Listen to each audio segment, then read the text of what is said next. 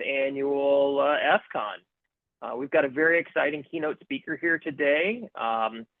He's going to talk to us a little bit about the intersection of AI and cyber. AI has obviously been a burgeoning industry now for quite some time, but it's really hitting its stride. And, if you believe the pundits, it could be the greatest innovation since the Industrial Revolution.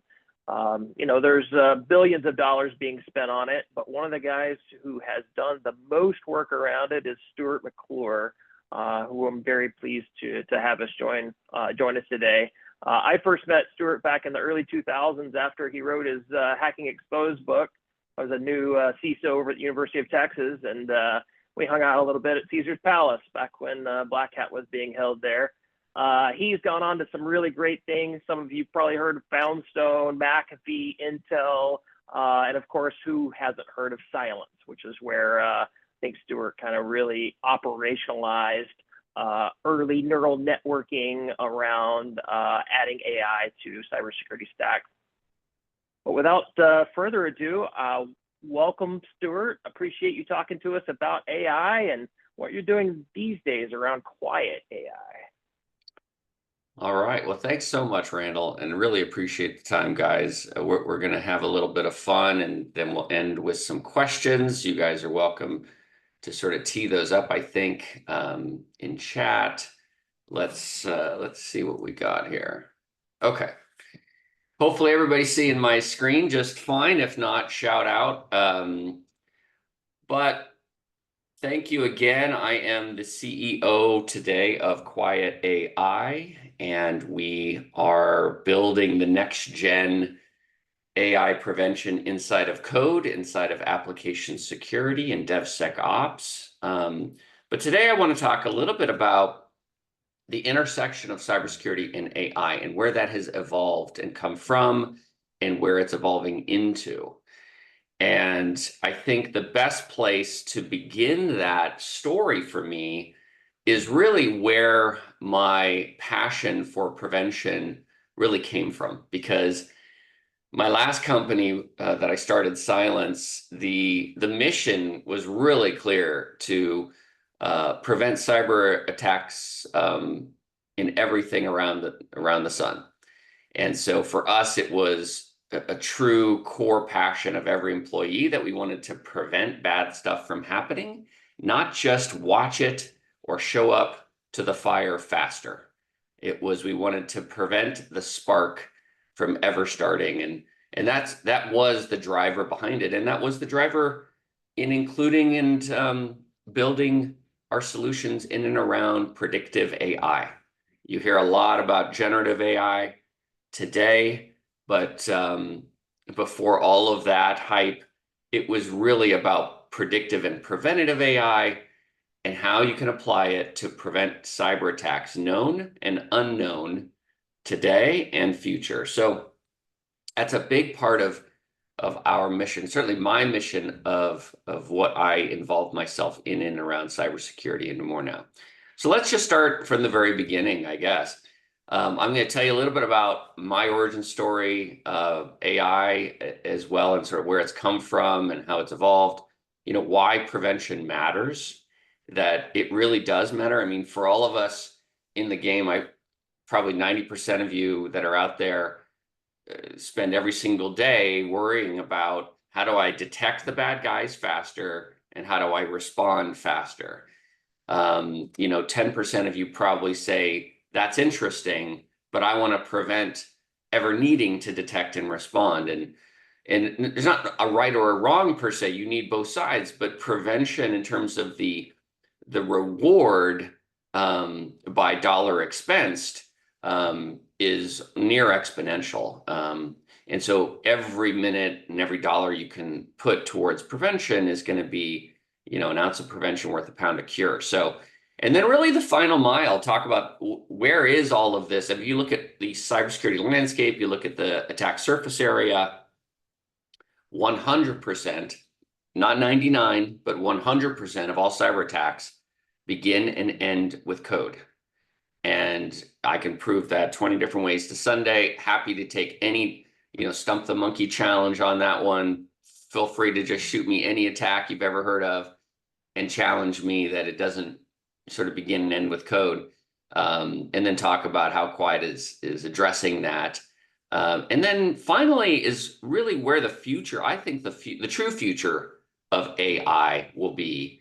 We worry about AI taking our jobs, for example. And to me, and we worry about it in cyber, we worry about it in non-cyber solutions and companies. And so I'm going to weigh in a little bit on that and how I think we can leverage AI to build billion-dollar teams, small teams that can create tremendous value very quickly in the solutions. So hopefully we'll get through that all in about 40 minutes now. Okay. So where did this all start for me? I like to say, sort of tongue-in-cheek, and for those of you who have heard this story before, I promise you there's new tidbits in here, but it really started with a 20 by 40 foot hole at 23,000 feet for me. Okay, now what does that mean? Well, in 1989, I was 19 years old and sitting on that plane right there. I was sitting in row 41, which is right behind the wing on the right-hand side, but I had received upgrade tickets to sit in business class right in those seats. So that is a 20 by 40 foot hole where 9 souls perished that night, early morning over Hawaii. And that hole was caused, we didn't know at the time because at the time we had been dealing with Lockerbie just months before, and then a year before that, a plane, an Aloha flight over Hawaii had ripped off the roof and sucked a flight attendant out. So we didn't know what was happening. Was it a bomb? Was it something just mechanical? We just knew that, at least in that moment, that we were not going to make it back to Hawaii. So this picture actually is probably one of the most poignant ones, where you can see that clearly the rows of 2 seats, there were 5 rows that left, got ripped out of the plane. Now, debris was discovered in bodies and debris were discovered in engine 3 and engine 4. And it was a very, very obviously horrific experience for everybody, not just those sitting on the brink, which, as you can see, there was a couple that were from Colorado. I met them afterwards. They were sitting right in those 2 seats right there. But a lot of sort of harrowing stories around survivability and people getting through that moment that you can look at afterwards. If you were to take a step back and to the right, you'd look out this hole and you would see engine 3 and engine 4 right there. And so that was the view for at least 15, 17 minutes as the plane descended after this occurred. Now, just to give you a little bit more detail and specificity here, because a lot of times victims in these sort of cases get sort of glossed over. Now, I had actually come across this diagram very recently, probably within the last few months, and it is the best depiction of the plane and where everybody was sitting, the victims, that you could possibly get. Now, you would naturally think that here you got 5 rows, 8, 9, 10, 11, 12 that left the plane. And you would naturally think, oh, well, that's just 9 people out of 10 perished. But it was actually, there were 2 empty seats in this row of 10. And the 9th individual came from this seat here across the way. And we believe that he was not in his seatbelt, but we're not sure. So the bottom line was you had 9 souls who perished that night, 2 empty seats that were very much likely to be myself and my mother. So I was traveling with my mother and my younger brother, and we probably would have put my younger brother across the aisle. We're thinking in this empty seat.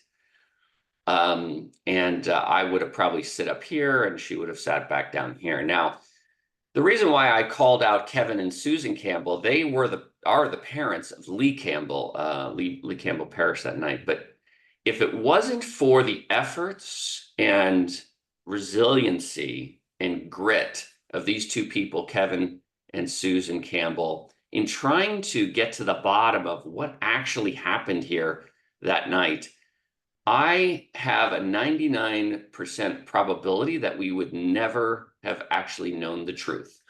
We would have been told what the NTSB told us initially. But because Kevin and Susan were absolutely relentless in their discovery of information was why we got to the bottom of it, which was we had to actually get the door from the bottom of the Pacific Ocean, I think around 14,000 feet down on the bottom of the ocean, to actually discover what the real root cause of the problem was. And if you know me at all, you know that whenever I experience a challenge or a problem that I'm trying to solve for, I'm just like obsessed with finding the root cause, because I want to try and prevent that initial spark. If I can identify the initial spark and get rid of that initial spark, then I don't have to deal with the parade of horribles that can come from that spark. And this is exactly it right here. So you can see the door with the clamp that comes down to hold the rotating lock into place.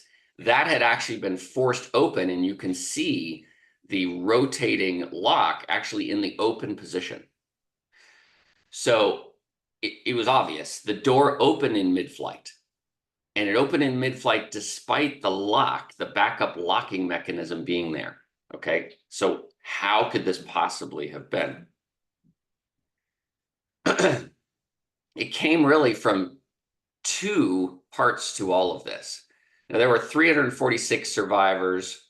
Actually, you'll see this is a rare picture of me right there with my younger brother and then my mother. But the rest of these folks were all in business class, either right next to the hole or right above it. Bruce Lambert there was up on the second floor, but also experienced everything we all did. And there were a lot of heroes in this mix, from Captain Cronin to Greg Al Slater, Randall Thomas. Now, I got the absolute pleasure and just blessing and privilege to actually connect with David Cronin about a year after the accident. I was able to obtain, don't ask me how, his phone number. He used to live up in Lake Tahoe, and he's since passed away. But I couldn't believe I got him on the phone, and I said, look, I was a passenger on flight 811, and I don't want to waste any of your time. I just have a really simple question. How did you land the plane? I've seen all the reports from all the newspapers that say it was impossible for the plane to land. But you're a pilot, you're an engineer, you must have like an engineering explanation for why this happened. And he said it very simply. He said, Stuart, I have no idea. When we got to the ground, the NTSB pulled the black box and we ran through over 200 simulations, flight simulations, and all of them had us crashing in the Pacific Ocean. So as soon as I heard that message, I said to him, thank you, sir. That's all I need to hear. I knew, to me, that was one of those deciding factors for me, that prevention and like finding the root cause of problems to prevent that kind of suffering is my only path forward. And I couldn't articulate that when I was that young, but I know now that that was the spark for me. So this was actually his second to last flight, David Cronin's, before retirement. And so 30-year history, he was just about to turn 60. So on his final flight, the same flight crew came and wished him a happy retirement, so to speak. Although he probably could have flown for another 10 years. The guy was absolutely on his game and sharp, as you can imagine. He was also a 30-year glider pilot that I really believe that experience and skill set is what got us down safely, because it was the first time in aviation history that a 747 landed with two engines out on one side. All right, so hopefully you get a sense of it. The two root cause problems. The first one was a short in the wiring from the cockpit down to the door that told it to open, and the short happened from frayed cabling that touched the metal frame of the plane.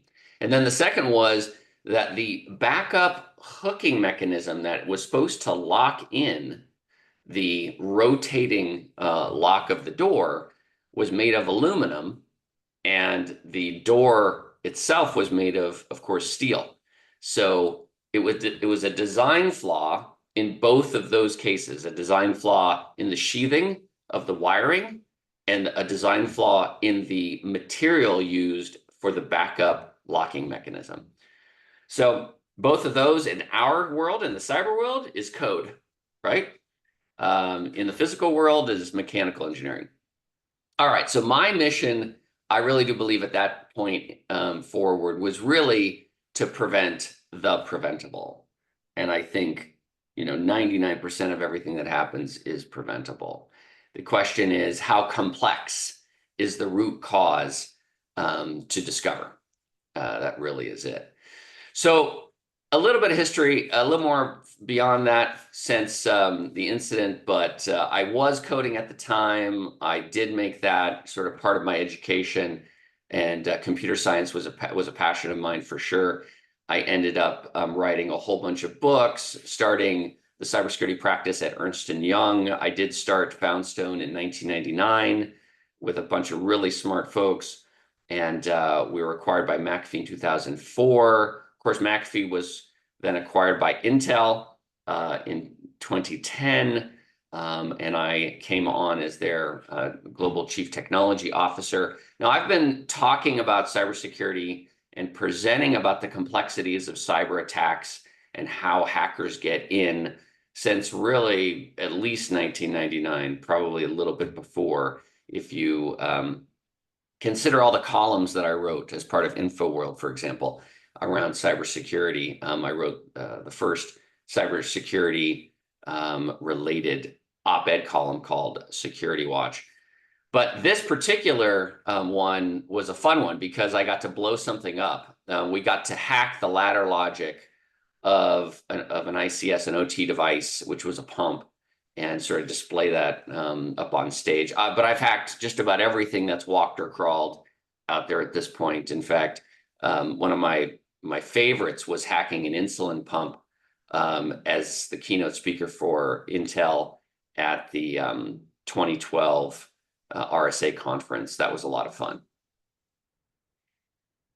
Now, I left McAfee Intel in 2012 to start Cylance, and we were acquired by BlackBerry in 2019. Now, this was, in every sense of the word, a sort of a culmination of my passion around prevention, because I had left a tier 1 antivirus vendor and said there had to be a better way. I mean, I had been traveling the globe as part of that role and largely calling myself the chief apology officer because that's all I did. Randall can attest to this sort of world, but I mean, I would travel around, explain where we are at McAfee Intel, talk about the roadmap, talk about the technology, and usually had to apologize for performance, apologize for efficacy, apologize for innovation and roadmap, because it was incredibly challenging in a very large company to achieve a lot of that. And we were really, I used to call it looking in the rear view mirror while driving. We were not looking forward. Our entire technology then was built on trailing indicators, not leading indicators, for all of you finance wonks out there. And I knew that there was a better way. There was a better way. I'd been building decision tree systems early on in my career, and I thought to myself, gosh, we can apply decision tree learning into this space of knowing what is malicious and what is not. And we can block the malicious and allow the non-malicious. And so that's what the birth of Cylance was all about. And I brought, again, just a tremendously talented crew from throughout the industry. And we sold to BlackBerry in 2019, and they finally brought the name back. So I was proud of that. But that mission of being predictive and preventative really started to come to be inside of Cylance because, machine learning, especially deep learning, was really early in its infancy. I mean, I was building decision tree systems in the beginning of Cylance years, but we really quickly realized that it was not scalable and the efficacy was not high enough to be productionalized and commercialized, which to me, you have to get to that 98, 99th percentile of efficacy with under a 1% false positive rate. And that's exactly what we did using deep neural nets for our final models. Now, since I left BlackBerry, I started an AI incubator called Number One, where we take a look at a whole bunch of really smart ideas to see if we wouldn't want to fund sort of the next gen of AI companies. And one of those that we brought into the portfolio is Quiet, used to be Shift Left. And this is where we are preventing inside of code. And finally now as well, we just launched Wethos, the ethos of we, and really the future of work, where humans and AI come together to be far, far stronger, far better, far smarter than AI alone. All right, so just so you can level set on cybersecurity and AI, I've built slides like this before, but I feel like this is probably one of the best I've done in and around specifically for cybersecurity. Now, you have probably seen a few of these before. I've missed a lot of stuff, and I did that on purpose. There's a lot of different gaps that can be filled and all this stuff. So please forgive me. This is a very brief history of cybersecurity and AI. I do think you have to call out folks like Alan Turing and the Turing test as a way to think about the potential for AI and computers to think and interact like humans.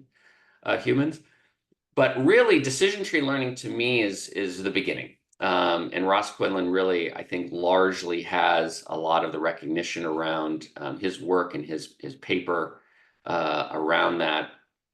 And then another seminal moment is, I think, the convolutional neural nets that came out of the OCR world and Jan LeCun. And if you haven't listened to Jan before, you absolutely should. He's brilliant. He's done a bunch of podcasts, and you'll walk away understanding a lot more about how all of this works and then the future of AI as well.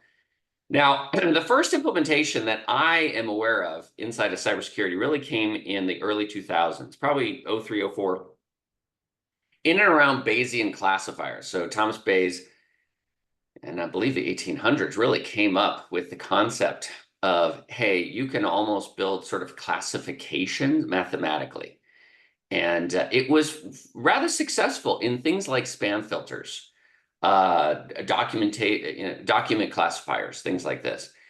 But the false positive rate is rather high. You would deal with maybe like an 80% efficacy rate, but like a 10 to 15% false positive rate. And unfortunately, if you deal with spam filters today, you're probably seeing the same darn problem, right? A lot of stuff gets caught in spam filters still to this day, and it's in large part because of those limitations of these sort of classifiers. But really, it started to get interesting with unsupervised deep learning for us in cyber with Geoffrey Hinton. And now a lot of that was focused on image recognition, text and video. If you remember the age-old Facebook work that was done around, well, can you detect a cat in a picture, or can you detect a bus in a picture, using millions of images of buses and millions of images of cats? And that was sort of that phase. And that really got everybody thinking like, wow, could we build high efficacy classification systems that can be real time, that we can implement, in the real? And that's really where we started to pivot in Cylance, after I started the initial development around decision tree learning. We said, can we build a deep neural network that will take 1 billion files of bad and 1 billion files of good and map to over 100,000. Initially, we had 100,000 features per file, and we ended up with almost 3 million features per file. And put that in a deep neural network to determine what is bad and malicious and what is good and safe, and do it in real time, within 100 milliseconds. And that really was the breakout element as part of Silence. Now, since then, there have been countless companies that have now implemented some form of machine learning, but I have not seen really many, if any, companies that have taken it to a deep neural network level, and certainly not in real time. I mean, any of the stuff that you see out of any of the other endpoint vendors, they are all very, very limited. They don't fully embrace sort of this decision making by AI. They usually use AI to augment other policy-based work, heuristic-based work, rule-based stuff. So they don't really trust it per se. But then in 2017, I think another key element that has brought us into the age of Gen AI obviously was the Transformers paper by Ashish. This was a really, really seminal paper, obviously, that got everything started on the Gen AI front. That's what allowed for OpenAI, Anthropic, you name it, to come out and start to build these generative models, which, at the end of the day, yeah, sure, they use a predictive form of sort of text prediction, but they've gotten so good now where their reasoning is at least at a kindergartner to, let's say, 4th or 5th grade level, maybe more, maybe better than that now, especially with Claude's 3.5 Sonnet and a few others. They're getting incredibly good. And really the future in my mind, 2024 plus, is in and around leveraging certainly Gen AI in an sort of an LLM router sort of style model, but then pushing it into action agents to be able to do the work, not just, generate content or reason on problem sets, but to actually act. And I think that'll be the seminal moment for us to get past to the next stage. So for Silence, we were incredibly blessed. It was easy to demonstrate, and I highly encourage anybody that's in a vendor company that you think about how to present the value of your solution. So for us, it was simple. We'd have 2 laptops, one that had some current incumbent tier 1 vendor or any vendor that they wanted, and us. And we would download 100 samples of malware, for example, or ransomware, and we would run it all instantaneously. And we would see which one stood up at the end. But by delivering on this in real time, this deep learning models in real time, it really did allow us to deliver on this pure silence. So when I left, I thought, gosh, what do I do that takes prevention even further to the left? And that really is applying it to code. So if you think about silence in the post-production world of prevention, quiet is in the pre-production world of prevention. So hackers by volume absolutely look at a whole bunch of different types of techniques to try and gain a footing or take identity. And they use a bunch of different surface areas to go attack, whether it be cloud or mobile, or even they're attacking AI models now. But it can boil down to 3 groups. Every single one of these attacks in every single format, they're either execution-based attacks, there's identity-based attacks, and there's denial-of-service-based attacks. And each of these can be addressed with AI without a doubt. So you got to think about 2 things. Exploitable, something that's exploitable. You can think about all these techniques that you've seen over and over throughout the years, right? Buffer overruns, remote code execution, SQL injections, cross-site scriptings, deserialization attacks, authentication-based attacks, etc. Or missing code. So let's say you don't have code that rate limits your APIs, for example. Well, If you don't have code that rate limits your APIs, then you are prone to a denial of service attack. If you don't have proper encryption, you could be prone to a data privacy attack, for example, if you don't have proper password controls. So you either have exploitable code or you have missing code that hasn't considered security. And that's what produces a lot of these attacks that you see, especially on the web. So Citrix bleed, Heartbleed, Log4j, Spring4Shell, struts, etc. So when it comes to looking at the root cause, you have to think about DevSecOps, AppSec, which really starts at the beginning. Yes, it's an infinite loop of process to go about and find and fix this stuff, but you really have to look at it from a code. When you first start building and planning that code, that's where it all begins. And we all know software's eating the world. We now also have Gen AI producing software. I mean, some estimates are anywhere from 50 to 80% of all new code being produced on GitHub today, and GitLab for that matter, is Gen AI code. That's a staggering thought to just hold for a second. So in essence, AI is going to be coding for us. Now, when this is going to be happening and really doing it at the 99% level is probably a point of debate. But where Quiet AI really differentiates where we are going, two really important things. First, we differentiate today by actually not just finding vulnerabilities known and unknown with AI, but we also auto-fix. So auto-fixing that code to take the burden, if you will, of finding the right fix for a developer, take that off the plate. Let them go and choose to empower Quiet AI to go and fix. But second is we are absolutely moving into this AI agent world, to almost think of it as like a Thunderdome approach to understanding the fix and making sure that you test and validate that fix in the real world. So for all of that, really important in having those agents, all talking to each other and working together. If you've ever seen like two chat GPTs on two separate phones talking to each other, think of it like that.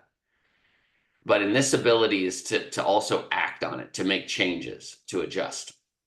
But you really do have to think about the fox watching the hen house on a lot of this stuff. Please be careful when you're looking at trying to fix code from the same LLM that's producing the code. You have a real problem here. So you want to look at solutions that are far different than the code generation side. And you want to make sure that you are not allowing for these sort of like critical church and state problems that have occurred. I mean, think about Enron and Moody's with the global economic crisis, and even social media by and large. You have a lot of real challenges when it comes to, the watchdog, being this inside the hen house, so to speak. All right. So how do we take all of this in AI and really move it beyond sort of even, let's say code generation and the future of all software, et cetera, and really start to take it into empowering humans? If you look at the progression of technology, nothing has been as fast as the last 20, 30 years. I mean, it's absolutely been staggering. You look at, I asked actually Runway to build me some images, which did a decent job, although if you look closely, that horse has 5 legs. Both horses have 5 legs. So you can see we're not quite there, right? But we're getting close. We're getting better and better and better. And if you just look at the progression in the last, let's say, couple years, this was an image generated asking about Donald Trump and Obama playing basketball together. Today, this is what it is. This is what it looks like. And it's almost imperceptible from real. So if we are to be a part as humans, a part of this world, we have to find a synergy, a harmony between us as humans and do what we do best, right? Which is critical think and reason and problem solve and troubleshoot, and apply AI in the best places for a human to be enhanced. And that's really where the industry is going. You can see this is from Bain Capital Ventures, but there are a bunch of folks that have sort of mapped out the human automation roadmap. We are really in the beginnings of sort of level 3 here, which is conditional automation and allowing for co-pilots to be asked questions. But the next phase will be AI agents, and then the next phase will be a full AI company. Sam Altman and a bunch of folks have been talking about this billion-dollar single-person company for a while now. And I do think it's in the near-term roadmap. But the natural fear comes with, well, what does that mean then? I guess all of our jobs are going away forever. And, the reality is never that dramatic. And I don't believe that to be the case in the near term for sure. Now, once robotics get into play and the physical world can be managed through AI, that'll be maybe a different scenario that I might see in my lifetime. But the problem is that, at the end of the day, humans are here to stay for a while. The challenge will be with the junior level positions and maybe the mid-level positions and being able to augment easily with AI. But my belief is for every one AI, you can get an AI plus human, and it could be even better than AI. So this is our passion at Wethos, and I believe this is where things are going. So we spend a third of our lives at work, yet we really don't know each other. We don't know ourselves either, to be honest. So we can leverage AI to augment and enhance and up-level ourselves every single day. And, we need to be able to scale ourselves, not just from a company perspective, but from a work-life balance perspective. We need to be able to maximize human talents to be able to progress performance and company performance, et cetera. And leadership, honestly, CEOs today are scrambling all over the place, trying to figure out how do I leverage AI and my executive team leverage AI to make us better, smarter, faster, cheaper. And it really does start with a little movie called Breakfast Club. If you haven't seen it, you probably are under the age of 15. But one of the best quotes here, you see us as you want to see us, in the simplest terms and the most convenient definitions. That's the way we saw each other at 7 a.m. this morning. We were brainwashed, and we are brainwashed. I mean, by and large, as humans we are asleep. I mean, we walk around and follow these natural patterns of existence and survival, and we rarely question anything that happens to us in a day. And it's natural. We don't need to. Our survivability is not being questioned every single minute of every day. And so we rely on these shortcuts that our brain naturally takes to create these cognitive biases, right? And to build these traits that we are comfortable with, but we don't even know what they are. So the first step is really to know yourself and grow yourself, and ultimately to grow your own AI. And so I encourage you to check out Wethos and the free trial there. You can get on wethos.ai. There's a free trial. Within 8 questions, we can get you onboarded and understand exactly who you are, at least at the frontline level. So what are some of your cognitive biases? What are your stronger traits? What are your less than strong traits? And then how do you work together well with others? Where is the cognitive diversity? Where's the lack of it? But as part of all of this, we're building in the back end your own AI. So an AI and an LLM that is specifically built to who you are, your 700 traits, your 200 cognitive biases, so that you can understand yourself, but you can also understand others. And now you can start to work virtually with each other. Now, I did a webinar a couple of months ago, and I simply stated out there, AI, please take my job. Let me show you what we have. And so what we did was we said, well, why couldn't we take everything that I've ever done in the public domain, all the books I've written, all of the articles I've written or written about me, all the videos I've done, the demos, the columns, everything, and build my own LLM about me and have it take on my persona. And that's exactly what I did, and I demonstrated that. So in engaging with, we called it StuBot, you could engage with me, maybe not 100%, but it was well within the 90th percentile of accuracy, and it still is to this day. And we plan on launching this in the coming weeks.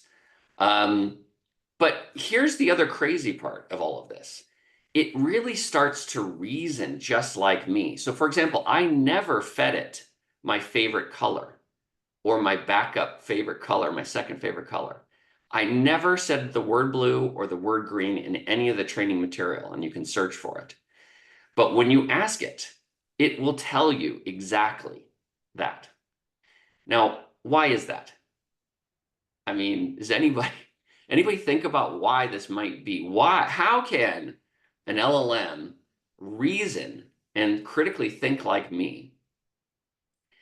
When it gets to a certain place of making neural connections, okay, inside the hidden layer, it almost builds the same patterns as our brain does. And we are pattern-driven creatures, right? I mean, I'm never popular at a Thanksgiving dinner table when I say there's been 10 original ideas and everything else is derivative, because everybody just gets so upset. But I sort of say it to be dramatic in a way, but like there's a lot of truth to it. We are pattern-driven creatures. We follow patterns of success.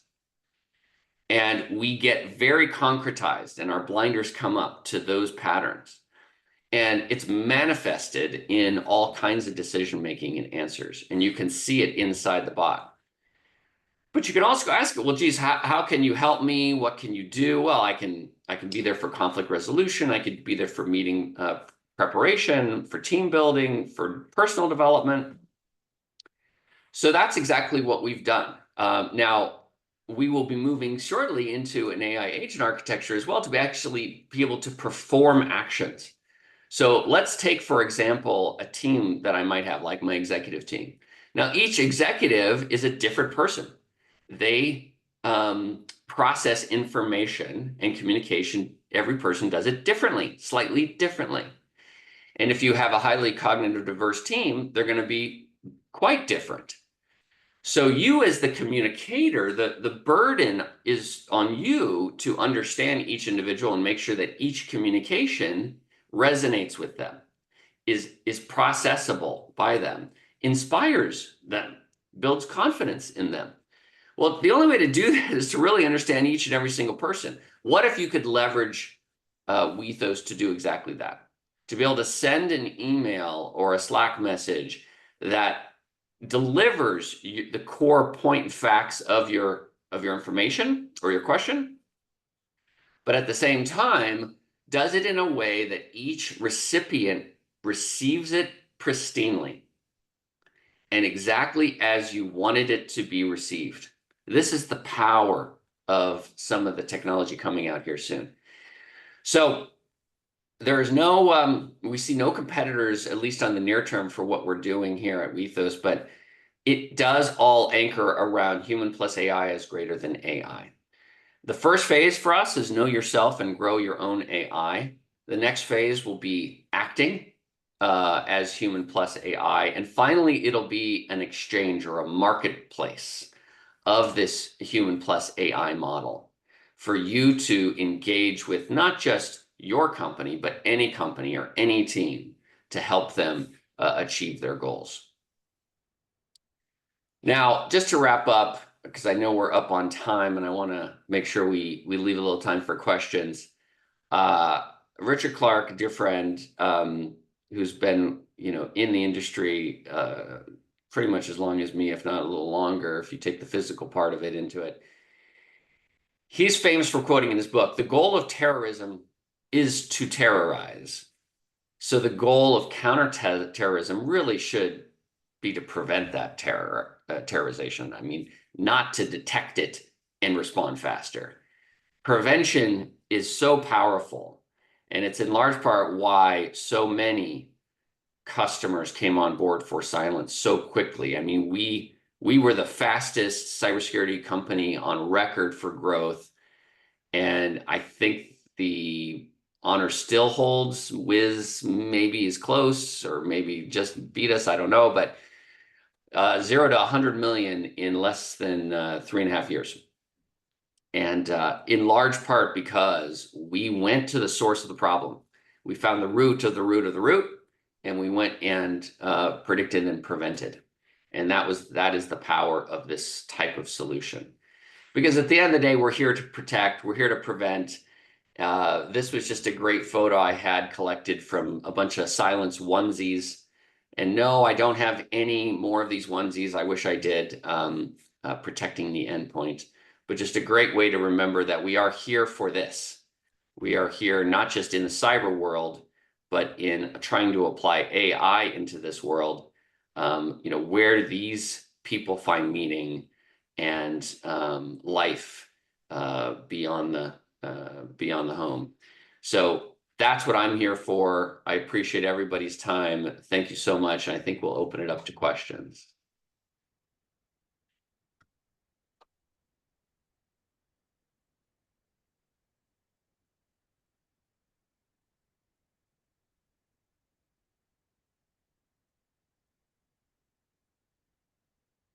Thank you, Stuart. That was a fascinating talk. I always enjoy listening to you speak. Let's see here. Anybody that has questions, please find the Q&A button on your screen and post a question. I think, Stuart, you have a hard stop here in 10 minutes, don't you? I do, yes. Okay.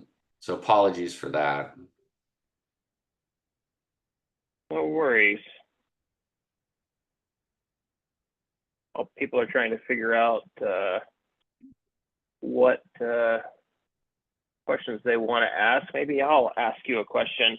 Yeah. So you've had a tremendously long career in the space, and I say this as a guy with as much gray hair as you have, and been wildly successful. What motivates you to keep doing what you're doing? Yeah, I get that question a lot, actually. It's a natural question. And all I can tell you is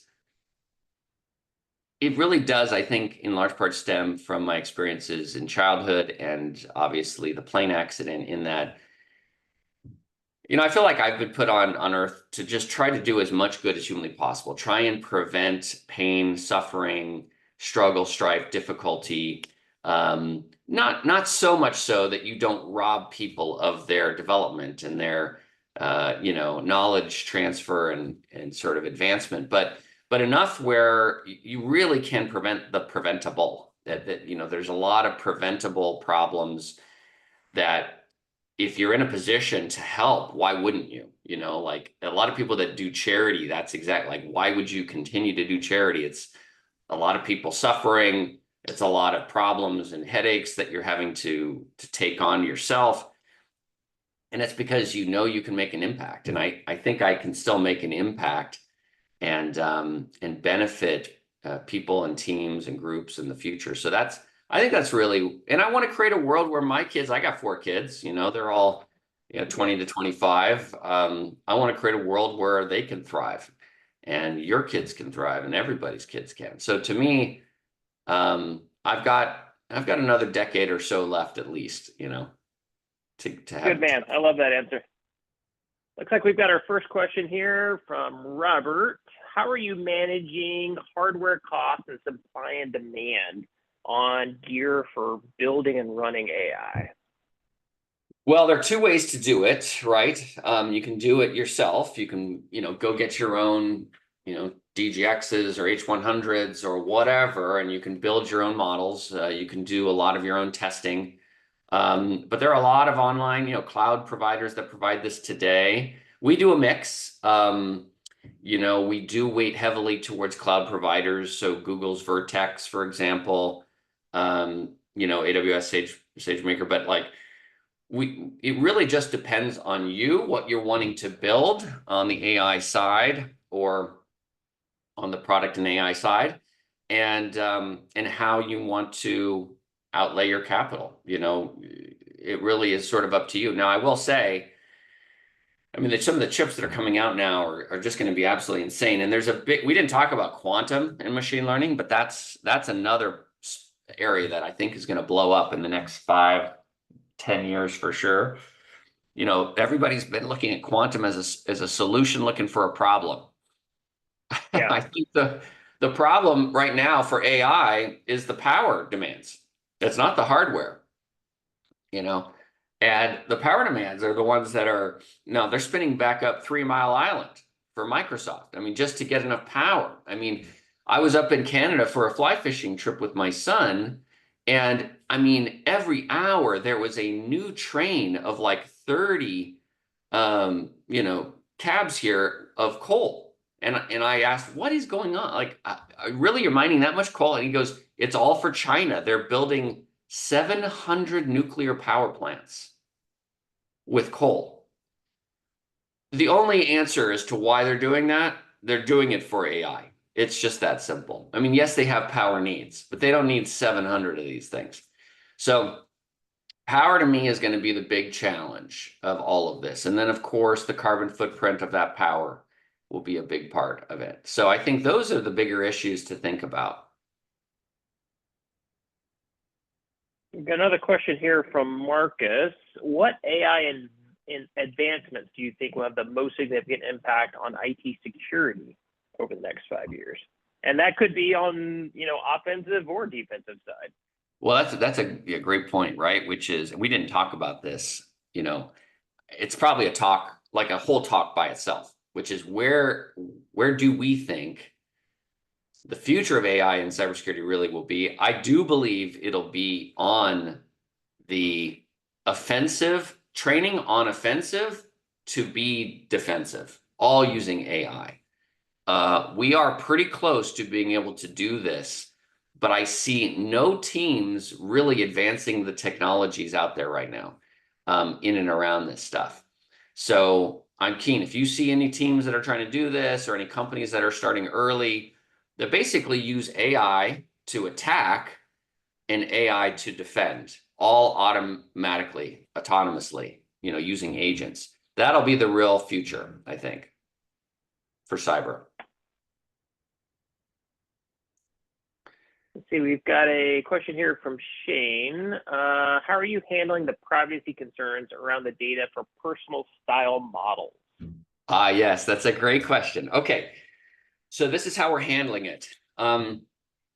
So first of all, I hope you realize there's no greater sensitive executive around cybersecurity, data privacy, compliance, and all of the factors, regulations around individual information, PII, PHI, you name it, than us. I mean, my entire team here that's built the technology is all from cyber, believe it or not. So we are intently aware of the nuance sensitivities around it. So as part of that, each LLM that we're building is its individual LLM. So it's a small language model, okay, with small action model pairing that we fine tune over time. And that personal model, your own model, is kept in its own secure enclave on the blockchain. So that's where, sort of think of it as an NFT as an LLM as an NFT. So you can not just ensure its privacy, but you can account for its accessibility and what happens, and you can have a full accounting. So to me, it is probably the best place for us to maintain security, privacy, and everything in between. So no plans to monetize that, for example. Actually, the only monetization that will occur will be in the human exchange, in the sense that once you build your AI, you'll be able to rent out or lease out your AI in the decision making of problem sets. I think that'll be the future of a lot of where we go. And so in that sense, you're monetizing your own AI for yourself. Yeah, that's interesting. Let's see. We have another question here. Do you see agents continuing on a trajectory where larger GPUs are only required for training? Well, I don't know. You probably saw the Tesla inference chips that just came out, or at least, were talked about by Elon, whatever, it's tough to know what's fantasy and real with Elon, right? But He yeah, does have. yeah, yeah, I know. But I do believe that the chip advancements are occurring quickly. I do believe that, and I believe that inference is one of the most expensive elements of AI. So there will be better and bigger and stronger chips for sure. But I do think the cost of those chips are definitely coming down as well. Now, once we jump to quantum, I think that's a totally different beast, and the expense on quantum is insanely high. Um, the materials required to build those kind of computers are super expensive. So I think, it just depends. Today, I think we have the chips to do what we need. Yes, we'll get better and stronger, bigger ones for training, and they'll make it faster. But I think we really need to focus in on the small language model efficacy. So small language model plus fine tuning. You don't need that big of hardware and GPUs to do a lot of the training that you want to do. Trust me, you don't need to invest $100 billion to go build your own model. Your generalized model, foundational model. You can leverage existing ones with an LLM router based on the questions or the tasks that are being asked, but then you can also build your own. So just think about smaller is better. All right, so we are up on time here, so I'm going to ask you a closing question. Personal prediction: are we going to see quantum computing in production first, or nuclear fusion in production first? I love that. That's a great question. I just got back up onto nuclear fusion timely topics. I think Well, quantum. it's only 20 years away, right? I know it's always 20 years away. I think quantum is going to be first, and but shortly after it'll be fusion. By the way, we did have one more question I wanted to answer. So, does the concierge or personal AI model you describe also have an Oh, equivalent driver for business data? Will execs have their own personal Jarvis? Does this lead to a convergence of security and business data management? The short answer is yes. Follow up with me if you want a more detailed answer, but thanks for that. And thank you, Randall and team. thank you so much, Stuart. Really appreciate it. Okay. All right. Thanks, everybody. Have a great one.